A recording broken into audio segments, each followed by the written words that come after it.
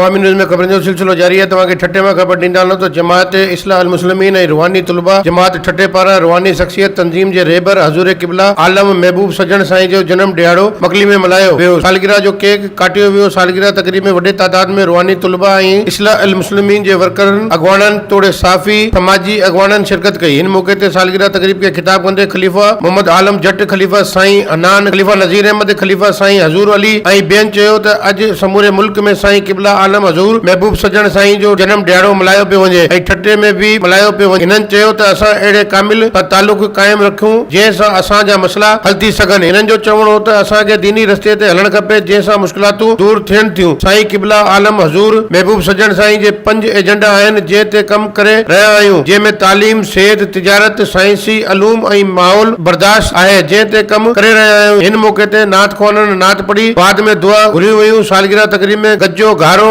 मकली, ठट्टो समेत समूरे ज़िले में ताइरीन वॾे अंग में शिरकत कई। वधीक ख़बरनि ऐं तफ़सील लाइ विज़िट कयो अवामी news Facebook page, YouTube page ऐं अवामी न्यूज़ वेबसाइट।